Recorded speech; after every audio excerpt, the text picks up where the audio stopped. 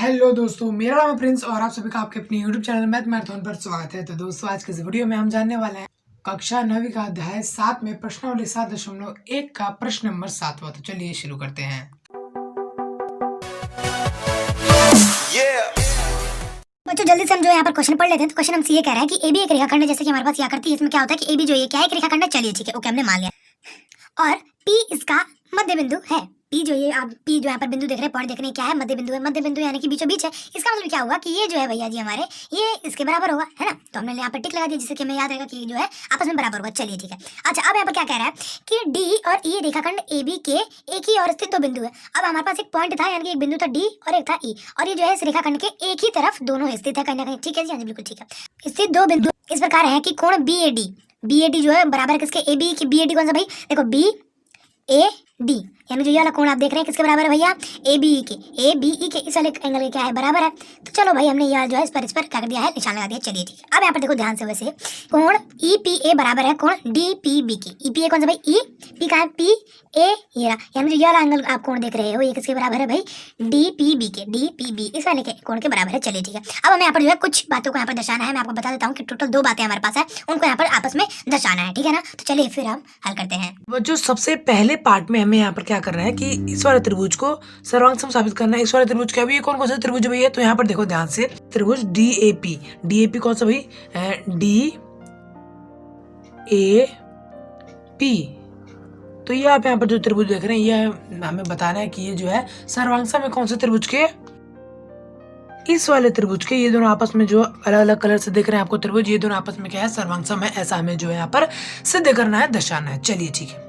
तो हमें पता है कि सर्वांग सम साबित करने के लिए, किसी भी चीज को सर्वांग सम साबित करने के लिए हमें उन दोनों त्रिभुजों में 3 कॉमन चीज चाहिए होती है, पता होनी चाहिए, ठीक है ना।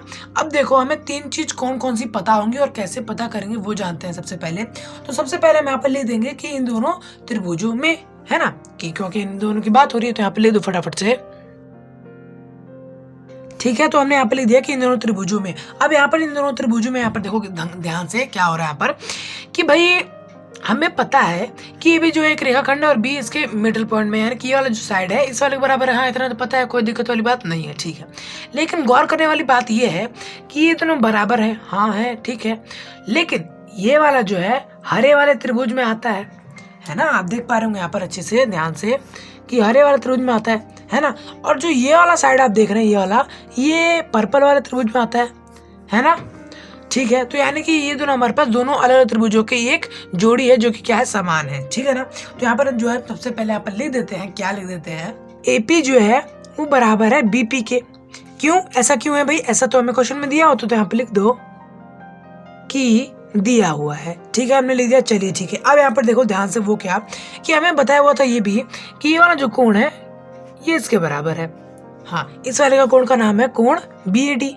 कोण बी ए डी बराबर किसके, इस वाले के, इसका नाम क्या है, कोण ए बी ई के, है ना। अब ऐसा क्यों है भाई, ऐसा हमें कहाँ से पता चल गया, तो ऐसा तो हमें क्वेश्चन में दिया हुआ था, सिंपल सी बात है। तो यहाँ पर आप जो है इसको यहाँ पर लिख देना, ठीक है ना। तो यहाँ पर दिया हुआ था। चलिए ठीक है। अब यहाँ पर एक आखिरी चीज है जिसको हमें बड़ा ध्यान से निकालना है। वो कैसे, देखो यहाँ पर कि भाई हमें दिया हुआ था, क्या दिया हुआ था कि ये पर्पल वाला, ये वाला है ना, पूरा वाला, है ना। और हमें एक कोण यहाँ तक दिया कि ये जो है इसके वाले के बराबर है ना।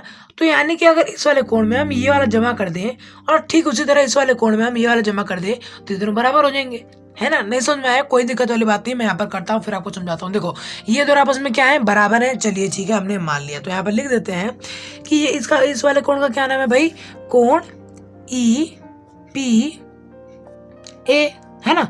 और वो जो है किसके बराबर है, कोण डी पी बी के, है ना। हाँ जी, हाँ बिल्कुल ठीक है, ओके, हमने मान लिया। अब देखो यहाँ पर ध्यान से, वो क्या कि भाई इस वाले कोण में हम ये वाला कोण को जोड़ दें, उस तरफ भी और इस तरफ भी, तो क्या कोई फर्क आएगा, नहीं ना, क्योंकि ये दोनों तो पहले से बराबर है।